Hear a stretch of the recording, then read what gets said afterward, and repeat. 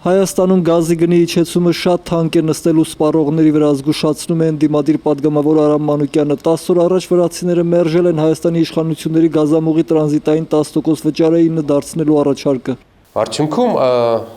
կառավարությունը ինչպես արդեն որոշում կայացրել է գազի գինը կիջնի այստեղ, բայց քանի որ սահմանի վրա գնի փոփոխություն տեղի չի ունենա, կստացվի որ կամ պարտք է կուտակում, կամ ուրիշ տեղից պետք է փորձեն գտնեն միջոցներ։ Պարոն Մանուկյանը ենթադրում է, որ Հայաստանը կուտակված պարտքերի դիմաց ռուսներին փոխհատուցելու է Երևանի ջեկով։ Վրացիներն արդեն պաշտոնապես հայտարարել են, որ Գազպրոմի հետ բանակցությունները ձախողվել են։ Քանի որ հիմա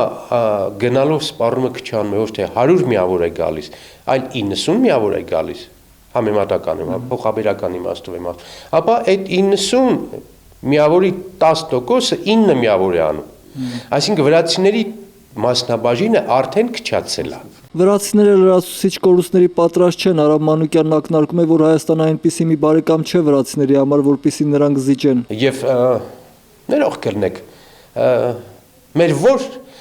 լավ հարաբերությունների վրացիների հետ համար մեզ պետք է զիջումների անեն, չեն անի, ինչի պիտի անեն։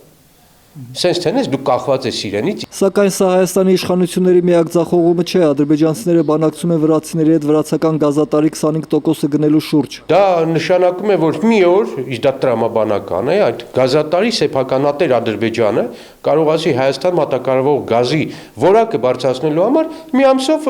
վերանորոգում եմ անում։ Փոխում եմ վինտիլները, փոխում եմ խողովակները եւ քեզ զրկի ուղակի գազից։ Հայաստանի իշխանություններն ըստ Արամ Մանուկյանի պետք է ռուս գործընկերների քաղաքական աջակցությամբ կանխեն այս առևտուրը։ Մենք Ադրբեջանի հետ հակամարտության մեջ ենք եւ այդ պետությունը շրջափակել է մեզ պատերազմի բոլոր կանոններով։ Եթե դու նրան հնարավորություն ես տալիս առնել այդ շրջափակման գործիքներից մեկը,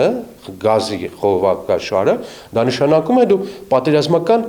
ակցիա ես իրականացնում Հայաստանի նկատմամբ։ Իդեպ այսօր Վրաստանի զարգացման ինստիտուտի կառավարման խորհրդի նախագահ Գիա Խախաշվիլին ասել է, որ Վրաստանն իսկապես չի ուզում կորցնել իր օգուտները նկատի ունենալով գազամուղի տրանզիտային 10% վճարը 9 դարձնելու Հայաստանի իշխանությունների առաջարկի մերժումը։